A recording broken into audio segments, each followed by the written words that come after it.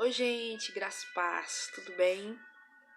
Bom, estou aqui mais uma vez para compartilhar um trechinho da palavra de Deus para o teu coração, amém? Tenho certeza que Deus vai falar contigo, amém? Tenho certeza que o Senhor, mais uma vez, vai nos trazer um pouco mais de entendimento, de conhecimento, para que nós não venhamos a errar e sim fazer tudo conforme a sua vontade e o seu querer. Também, desde já eu quero te pedir, me ajude compartilhando este vídeo com outras pessoas, com seus amigos, familiares, em toda a sua rede, WhatsApp, Facebook. Vamos compartilhar para que outras vidas também elas possam ouvir essa palavra e serem abençoadas em nome de Jesus. Amém? Bom, sem mais delongas, eu quero estar lendo o livro de Ageu, capítulo 1.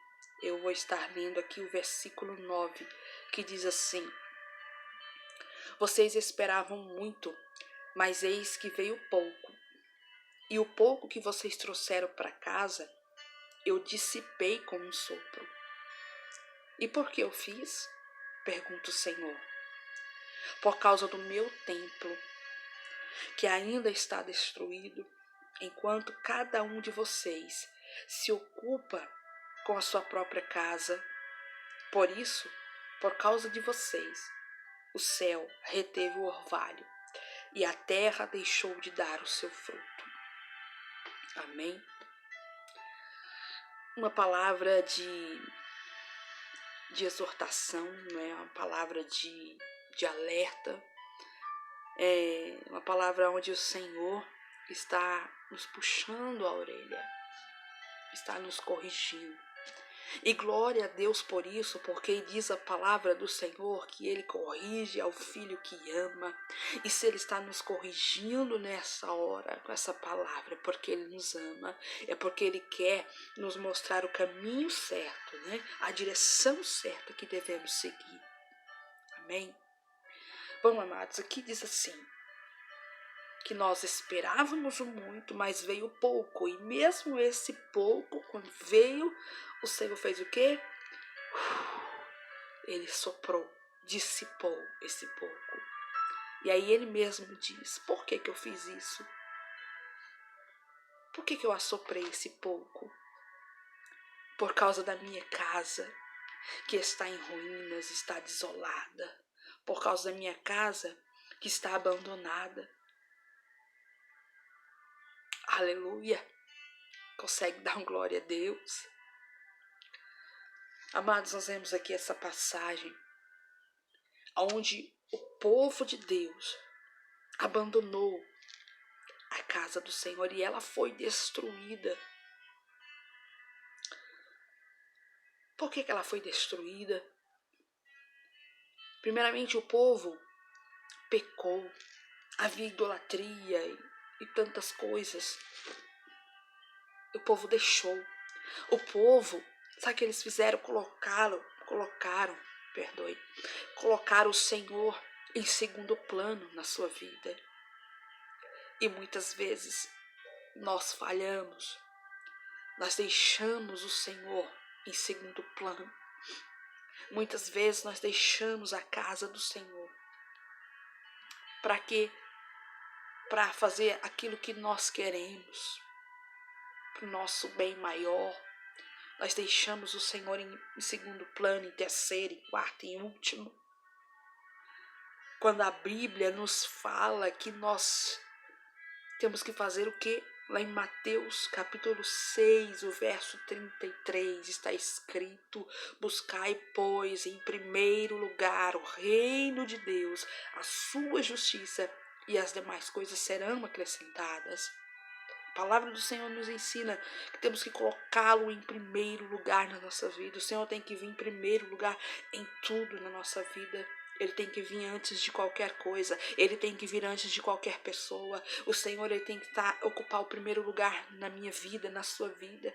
Ele deve ser o primeiro antes do marido, antes da esposa, antes do filho, antes de qualquer pessoa, antes de qualquer coisa.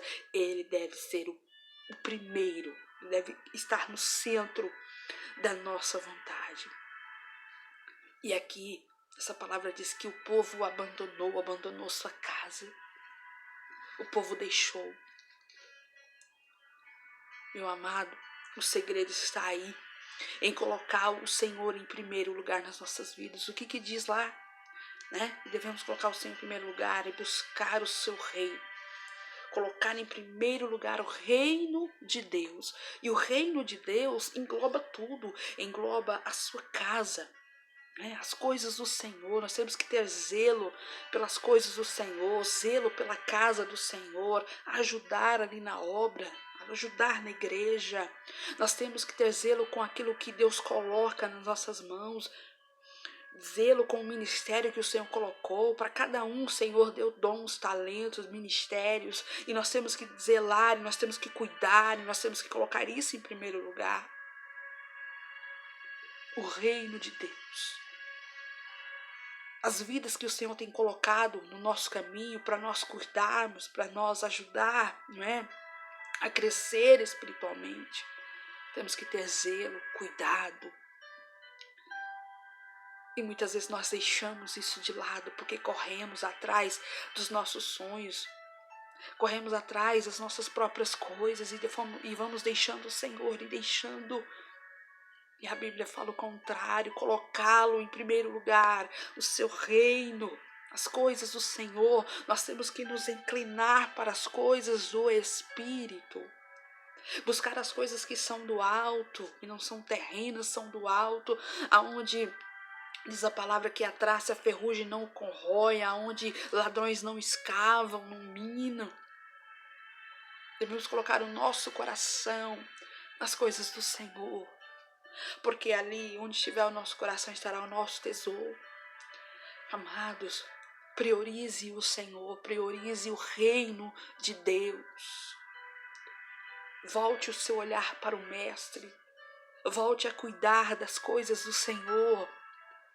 Eu sei que Deus está falando com vidas, que você deixou de fazer a obra de Deus, você deixou aquilo que Deus colocou, aquilo que Deus confiou nas suas mãos, você deixou por um motivo ou por outro, não importa.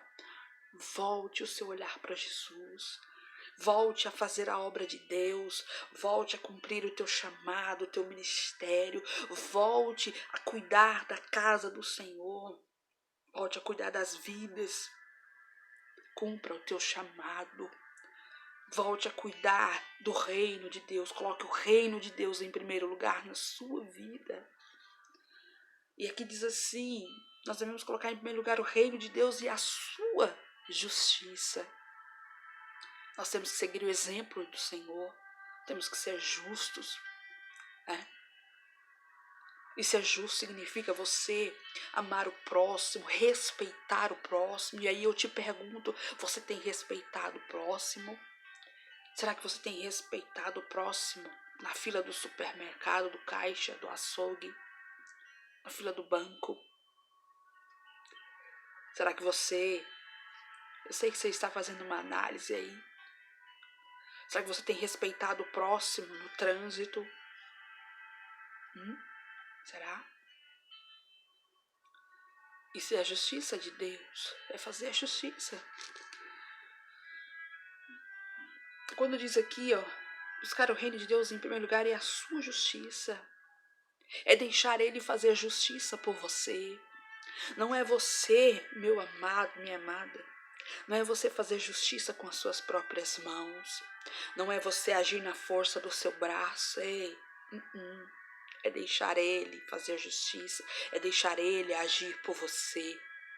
Pare de querer tentar ajudar a Deus. Pare de querer dar aquele jeitinho brasileiro, não é? Nós falhamos tanto, é aí, sabia? Quando nós queremos fazer alguma coisa. Essa semana ainda eu estava conversando com o meu bem acerca disso. E o meu bem me dizia assim, amor, enquanto você estiver agindo na força do teu braço, enquanto você estiver correndo atrás de um e outro para te ajudar nisso e aquilo, você não vai sair do lugar. E é verdade. Eu louvo a Deus pela vida do meu bem, que sempre tem sido uma bênção na minha vida.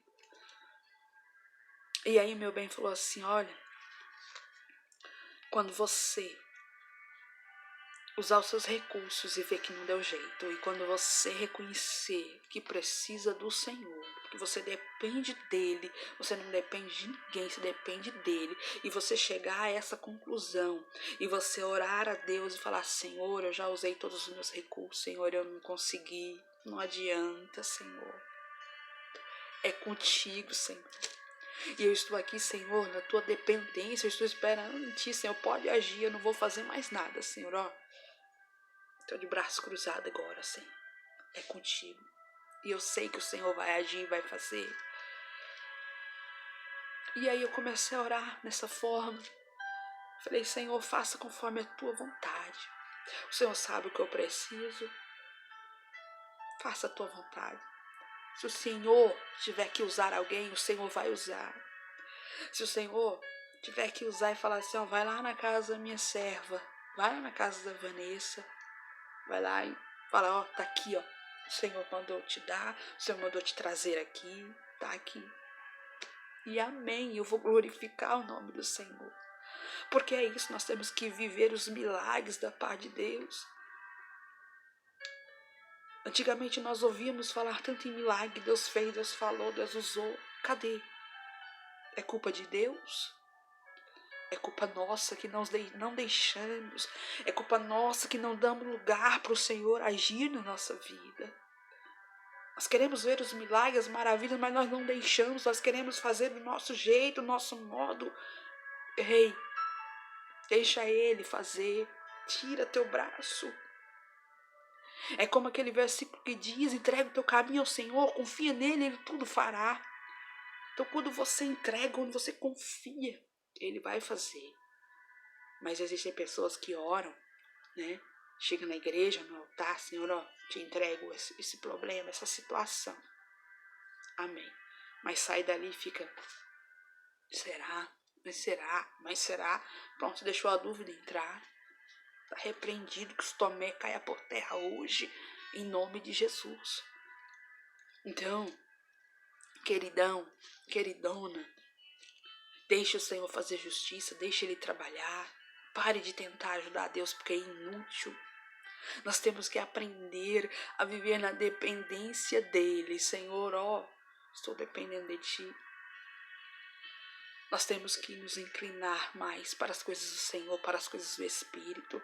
Esses dias atrás eu estava ministrando sobre isso, sobre as coisas do Espírito, sobre deixar Deus agir.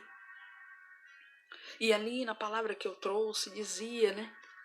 O vento vem de um determinado lugar, ouves a sua voz, não sabe de onde vem, nem para onde vai. Você sente ele, mas você não sabe de onde ele veio e nem para onde ele vai. Assim é aquele que é nascido do Espírito. Por quê? Porque ele não faz mais a sua vontade, mas a vontade do Senhor. Ele é guiado pelo Senhor, ele não é guiado pela sua própria vontade, pelos seus caminhos. Não, ele é guiado pelo Senhor. Ele já não sabe mais o que vai ser amanhã ou depois. É claro, nós fazemos planos, né? Isso é normal. Todos fazem planos. Mas a palavra diz assim, o homem faz planos, mas a resposta certa vem do Senhor. É Ele que vai te dar a resposta, é Ele que vai te guiar, se assim você permitir. Então, vamos aprender isso hoje, a partir de hoje, a depender do Senhor, para qualquer situação. Senhor, eu não vou fazer nada. Foi o que eu falei com Deus. Eu não vou fazer nada, eu não vou mais atrás de nada, esquentar a cabeça com uma coisa, com outra, me preocupando. Não, tá tudo nas tuas mãos, Senhor. E Ele vai agir. E assim nós devemos fazer. Entendeu? Então, o segredo está aí. Um dos segredos é colocar Ele em primeiro lugar. Buscar o seu reino e a sua justiça. E as demais coisas nos serão acrescentadas, diz a palavra. E aí é que o povo fez exatamente tudo errado. Se preocupou com as suas coisas, com as suas ambições, com os seus projetos. E foram deixando o Senhor para trás, deixando a casa do Senhor para trás. E foram pecando, fazendo tudo errado. E aí sabe o que aconteceu? A casa do Senhor, o templo, veio em ruínas. Foi destruído. E o povo foi levado cativo. Deus permitiu que eles fossem levados cativos. Por que Deus permitiu? Sabe por quê? Porque todo pecado tem uma consequência. Não adianta. E aí precisa, sabe, haver um reconhecimento. Você precisa analisar e ver, Senhor, aonde você errou, para não errar de novo. E o povo precisou disso, o povo precisou, sabe, fazer uma análise, pensar e reconhecer os seus erros. E é isso que nós temos que fazer, amados. Reconhecer aonde nós erramos, o porquê que nós erramos. Nós temos que diariamente analisar as nossas vidas. Diariamente, a Bíblia diz: aquele que está em pé, olhe para que não caia. E aí então, aí sim, vai se manifestar, vai se cumprir essa palavra que diz: e a glória da segunda casa será maior do que a da primeira. A primeira foi um fracasso. A primeira vez que eu e você nós tentamos foi um fracasso. Até hoje fizemos tudo errado, da maneira errada. E eu digo para vocês, eu mesma disse ao Senhor: Senhor, até hoje eu fiz tudo errado. Tudo errado. Né? E eu falei: Senhor, com mais de 40 anos de idade, Senhor. Mentira, é brincadeira. Senhor, eu estou nessa idade, Senhor, e aí? Eu fiz tudo errado, Senhor. Me perdoe. Sabe, precisa haver em nós um arrependimento genuíno. O Senhor tem que ver isso, esse arrependimento. E aí quando há esse arrependimento, e aí quando você começa a pensar com a mente de Cristo, e aí quando você reconhece que você tem que fazer segundo a ordem dele, e aí quando você reconhece que você precisa depender somente dele, deixar ele fazer, aí sim as coisas vão começar a acontecer na sua vida. É só assim, não adianta. Deixe ele trabalhar. E aí no capítulo 2, né, ele faz promessas de que tudo será melhor, de que a glória da segunda casa será maior. Ele faz promessa. Mas antes disso, o que ele diz? O que ele diz lá no versículo 4? Vou ler para você. Ele diz assim: coragem, Zorobabel, declara o Senhor. Coragem, sumo sacerdote Josué. Coragem ao trabalho, ó povo da terra, porque eu estou com vocês. O Senhor dizendo: esforça-te. O Senhor dizendo para mim hoje: Vanessa, esforça-te. O Senhor dizendo para você: Júnior, esforça-te. Maria, João, você que está me ouvindo, o Senhor te chama pelo teu nome e te diz: esforça-te, porque eu estou contigo. Há um outro versículo que diz: esforça-te, tem bom ânimo, porque eu te ajudarei, diz o Senhor. Esforça-te. Então o Senhor faz essa promessa de que tudo seria diferente, de que tudo seria melhor, mas era necessário se esforçar, é necessário fazer a tua parte, é necessário que haja, sabe, um arrependimento, que haja um reconhecimento, para que a glória venha a ser maior. E como eu disse, o primeiro templo foi destruído devido ao pecado, devido ao abandono do povo. O povo não queria saber, o povo foi deixando Deus em último plano, não é? E aí vieram as consequências. Todos os atos, há uma consequência. Então nós temos que ter muito cuidado. Nós temos que deixar o Senhor nos guiar, porque Ele sabe de todas as coisas, Ele sabe lá na frente. E aí o povo se arrependeu, e o povo quis buscar ao Senhor e reconstruir novamente o templo. E templo, eu quero fazer um parênteses aqui, templo me lembra 3 atividades. 3. Primeira, oração. Nós precisamos ter uma vida de oração, uma vida de busca. Incansavelmente temos que buscar o Senhor. A Bíblia diz orar sem cessar. E nós temos que orar porque quando nós estamos em oração, o Senhor nos mostra, nos revela. Está escrito: os segredos do Senhor são para aqueles que o temem. Quando nós estamos debaixo de oração, o Senhor mostra o caminho, o Senhor nos dá direções.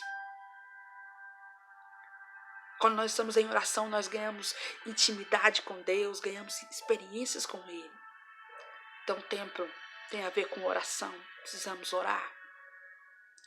A segunda atividade do templo é a adoração. Precisa haver adoração. Precisa haver adoração. Precisamos adorar ao Senhor. Está escrito: tudo quando tem fôlego, louve, exalte o Senhor. Precisamos adorar a Deus em espírito e em verdade em todo o tempo. Ter um coração grato a Deus por tudo aquilo que Ele tem feito. Porque até aqui Ele tem nos ajudado. Todos os dias deitamos, dormimos e acordamos porque Ele tem nos sustentado. Então no templo precisa ter a adoração. E em terceiro lugar, precisa haver o sacrifício. Ou seja, precisamos renunciar todos os dias. Renunciar aquilo que não agrada ao Senhor, aquilo que não edifica ao Senhor. Precisamos ter renúncia. Todos os dias renunciar à nossa carne. Não é? Porque é uma luta entre a carne e o espírito. Nós precisamos renunciar à nossa carne todos os dias para fazer a vontade do Senhor, para cumprir a vontade dele na nossa vida. Aí sim, Deus vai cumprir a sua palavra. A glória da segunda casa será maior do que a da primeira. Amados, quando você assim o fizer, quando você assim reconhecer exatamente isso que eu te passei hoje, através do Espírito Santo de Deus, através da sua palavra, se você priorizar o Senhor, se você priorizar o reino de Deus, a sua casa, se você priorizar, aí como muitos dizem por aí, você vai arrebentar, meu irmão, minha irmã. Você será bem sucedido, você será bem sucedida no nome de Jesus. Você vai vencer, aleluia, você vai conquistar novos territórios. Você vai conquistar teus sonhos. Aleluia. Haverá prosperidade de Deus na tua vida, porque Ele é dono do ouro, da prata, Ele faz tudo, Ele é dono de tudo. E Ele mesmo te fará prosperar e vencer. E aí então você vai viver os milagres de Deus. Os milagres de Deus vão acontecer sobre a tua vida. As bênçãos do Senhor vão correr atrás de você. Aleluia. Toma posse aí dessa palavra profética para a tua vida. As bênçãos de Deus vão correr atrás de você. Você será bem sucedido em tudo que você fizer. Porque o Senhor, Ele é contigo. Amém. Então, amados, era isso que eu queria deixar para você através desse vídeo. Deixe o Senhor tomar a frente da tua vida. Deixe Ele ser o centro, deixe Ele em primeiro lugar na tua vida. Priorize o reino de Deus, priorize a sua casa, priorize o ministério que Ele colocou nas tuas mãos. Volte o seu olhar para o Mestre, volte a fazer as coisas que o Senhor já colocou na tua vida, volte a cumprir o teu ministério, o teu chamado, volte e faça diferente. Deixe Ele fazer, deixe Ele direcionar a tua vida. Não tente dar jeitinho mais nenhum. E a partir de hoje Ele vai te abençoar. E para encerrar, aqui no versículo 19, diz assim, olha: ainda há alguma semente no celeiro?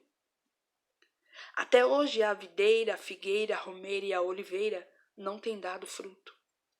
Aí o Senhor diz, palavra profética, toma posse aí, diz assim: mas de hoje em diante abençoarei vocês. Olha que palavra profética.